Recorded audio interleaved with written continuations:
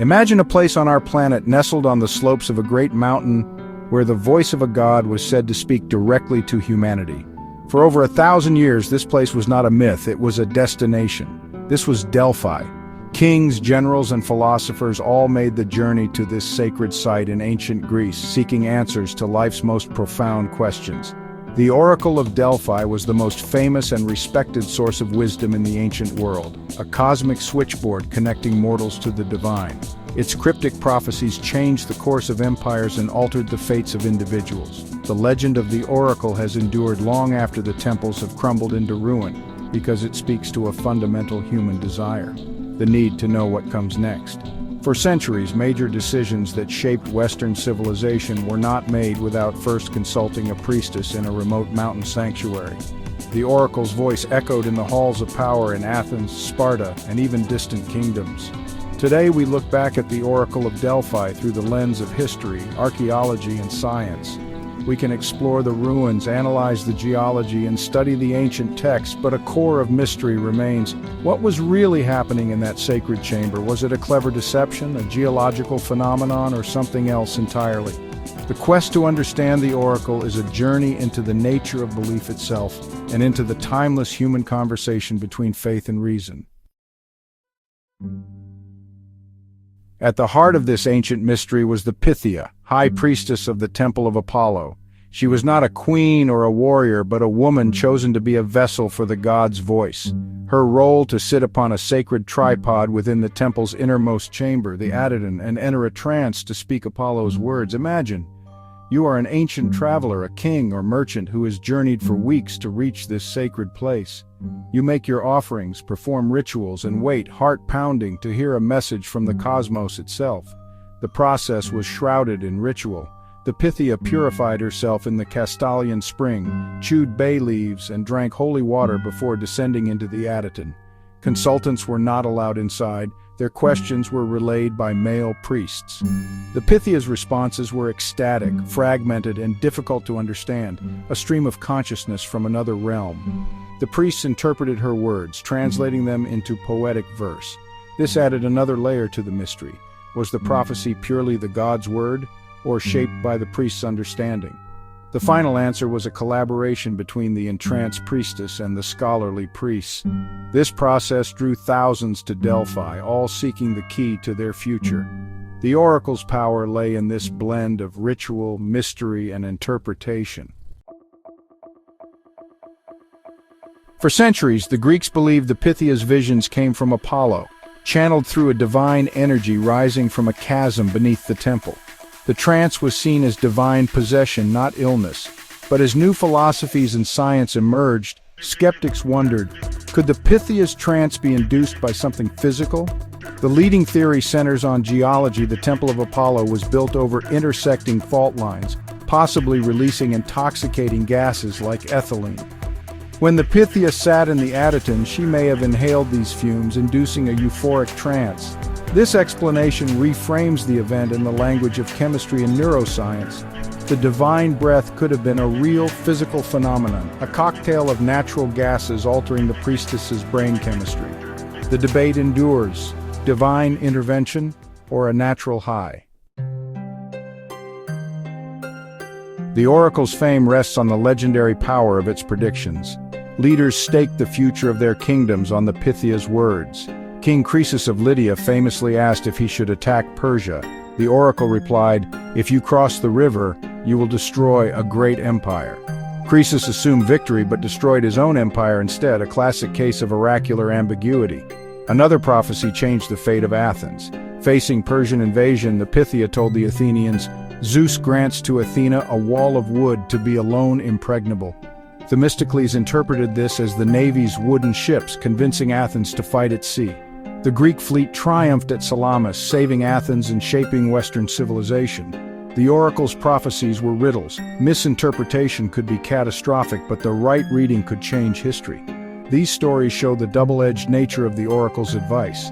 Its influence was not just mystical, but practical, shaping the destinies of nations. The oracle's ambiguity forced leaders to think deeply about their choices. In the end, the oracle's words were as much a test of wisdom as a glimpse of fate. For decades, the theory of intoxicating gases at Delphi was dismissed. Early archaeologists found no evidence of fissures or fumes. But in the 1980s, geologists discovered the temple was built atop intersecting fault lines, the Delphi and Kurna faults. Ancient writers like Plutarch, who described fissures, might have been right all along. Researchers found traces of ethylene gas in the local limestone, a substance known to induce euphoria and trance-like states. The spring water, heated by friction along the faults, could have vaporized hydrocarbons, releasing psychoactive vapors into the Ataton. The Pythia, sitting directly above this spot, would have inhaled these gases.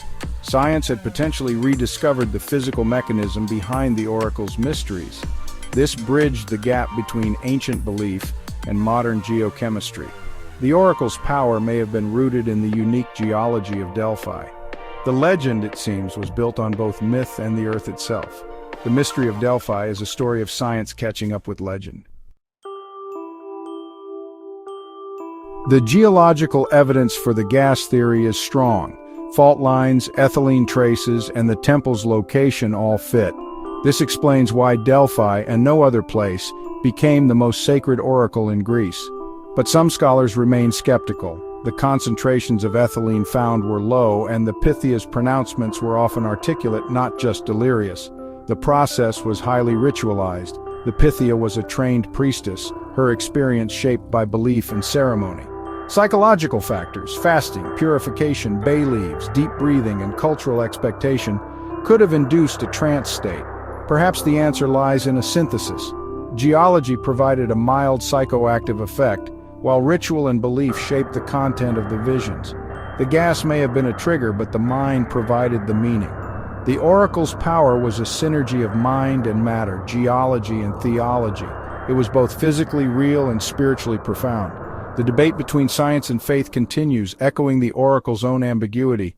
Delphi remains a testament to the complexity of human experience. The Oracle of Delphi was a central institution in the ancient Greek world, wielding immense cultural and political power. It mediated disputes, encouraged diplomacy, and acted as an ancient United Nations. The oracle guided Greek colonization, offering advice cloaked in divine language but grounded in practical knowledge. Its influence spread Greek culture and ideas across the Mediterranean. At Delphi, the maxims "Know thyself" and "Nothing in excess" were inscribed, shaping Greek philosophy and ethics. Socrates himself was inspired by the oracle's declaration that no man was wiser than he. The oracle fostered a sense of shared Greek identity, uniting rival city-states in reverence. It was a place where all Greeks, regardless of politics, came together as one people. The oracle didn't just predict history, it helped write it. Its legacy endures in the foundations of Western thought. Delphi's influence is a reminder of the power of shared belief. The story of the Oracle of Delphi is, at its core, a story about us, a species driven by the quest for knowledge and certainty. The ancient Greeks who journeyed to Delphi asked the same questions we ask today. What does the future hold? Are we making the right choices? They sought answers from a priestess inhaling vapors. We seek them through science and technology.